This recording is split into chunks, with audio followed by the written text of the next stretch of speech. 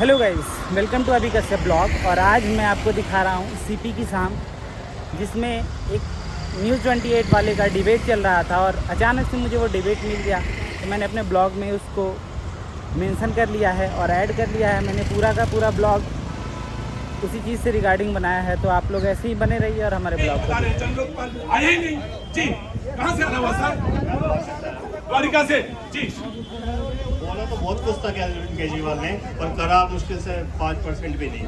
और आज जब ये आदमी कह रहे हैं कि भाई सारे लोग दायरे में होंगे, प्रधानमंत्री भी अगर कोई अपराध है तो दायरे में आए, फेस करें, म्यूजिक फेस करें, तो इसमें क्या है? इसमें कौन सी आपको आफत है? बस सिर्फ ये है कि ये बीजेपी का है, इसलिए विरोध है। ये भी जाएंगे इसी केस में। एसआईआर की प्रक्रिया था, उस पर भी क्या था?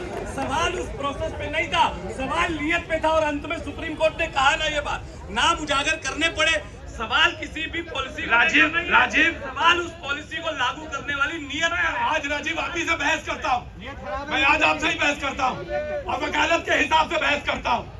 आपने कहा सवाल नियत का है, वो आदमी लिख रहा है कि बीजेपी का कोई मंत्री भी नहीं बचेगा अगर अपराध हुआ है। अरे और क्या लोगे यार? नियत के अलावा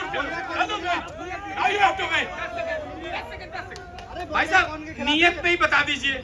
भाई आप अरविंद केजरीवाल जब आ रहे थे सत्ता में, आंदोलन, अरे सुन लीजिए, आंदोलन में जब आ रहे थे तो आप कहते थे कि अगर कोई लांछन लग जाएगा मैं इस्तीफा दे दूंगा, वापस जाऊंगा जनता के बीच में। आपने तब इस्तीफा दिया जब आप जेल पहुंच गए। ये आप में, आपके कथनी और करनी में फर्क था। आपके नेताओं ने जिस तरीके से अन्ना को धोखा दिया, आपके नेता जब गोपाल राय अन्ना के गांव में उन्हें धोखा दिया, वो दिया धोखा तो इनका ये जाने, इनका काम जाने। तरीके से बताया, ये नहीं पता, ये तो है नियत की हो रही है, उसके लिए मैंने आपको आंकड़े भी दिए। मैंने नियत कैसे सेंटेंस बताया? मैंने 25 में से आपको बताया केस बंद कर दिए गए, बीजेपी में जाते ही। और उसका सबसे बड़ा मुझे बस एक चीज मालूम है, अगर आप शपथ लेते हैं, संविधान की शपथ लेते हैं, अरे मैच चल रहा हो, जवाब दे, एक ताली बजाता है, चारों और अगर आप जवाब दे हैं, भाई ताली क्यों बजाई? ट्रांसपेरेंसी भी बजाई, दिखनी एकदम चाहिए। बजा दी मैंने। ट्रांसपेरेंट होना पड़ेगा। मैं आ गया। कट्टर ईमानदारी अगर साबित करनी है तो नियत आपको दिखानी पड़ेगी। ये राजनीति साफ करने आए थे और ये बाकी लोगों की तरह ये भी वही बात कर रहे हैं कि इनोसेंट अंटिल प्रूवन गिल्टी। मैं इनको बता दूं कि हमारे देश में ऐसे कई कानून है जहां पर आप you are guilty until proven innocent, जैसे पॉक्सो एक्ट है, बच्चों का जो शोषण होता है, आप तब तक गिल्टी हैं जब तक आप इनोसेंट प्रूव ना हो। अगर भ्रष्टाचार को भी, अगर इतना ही भ्रष्टाचार के कानून को अगर इतना ही कड़ा बनाया जा रहा है तो उसमें आपत्ति नहीं होनी चाहिए। पहली बात ये है।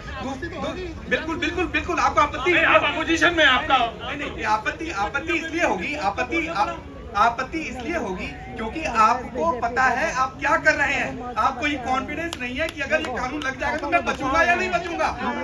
अगर आपको इतना कॉन्फिडेंस है अपने चरित्र के ऊपर, तो आपको बोलना चाहिए कि आप 5 साल क्यों, 2 साल की भी अगर सजा हो रही है तो वो आदमी राजनीति में नहीं रहेगा, वो कुर्सी छोड़ेगा। आप वो मुख्यमंत्री हैं जो आप महीनों तक जेल में रहे, आपने इस्तीफा नहीं दिया, और आप वो मुख्यमंत्री थे जिनके पास एक भी पोर्टफोलियो नहीं था, और जब आप जेल से छूटकर आए तब आप बिल्कुल अपने आप को साफ सुथरा दिखाने को आपने इस्तीफा दिया, क्योंकि आपके पास कोई और चारा नहीं था। राइट, मैं जी। देखिए, जन लोकपाल का जो मामला आपने उठाया वो एक गंभीर मामला है। जन लोकपाल का मॉडल बड़ा शानदार मॉडल था। मैं अभी भी कह रहा हूँ कि वो मॉडल बहुत ही शानदार मॉडल था। आम आदमी, अरे मॉडल तो छोड़िए, आदमी बड़े शानदार है सब।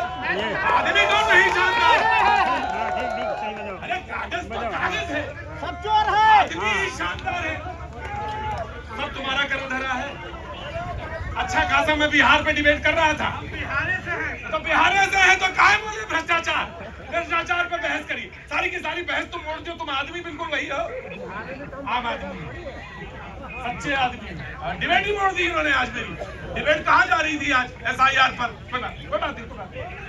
लेकिन डिबेट इन्होंने वहां मोड़ दी जी। मैं कह रहा हूँ कि देखिए, जन लोकपाल बहुत शानदार मॉडल था, लेकिन क्या अभी जो लागू हुआ है, देखिए आम आदमी पार्टी ने दिल्ली में लागू नहीं किया, पंजाब में अब तक इन्होंने लागू नहीं किया। इनके पास मौका है, पंजाब में लागू करके दिखा दें।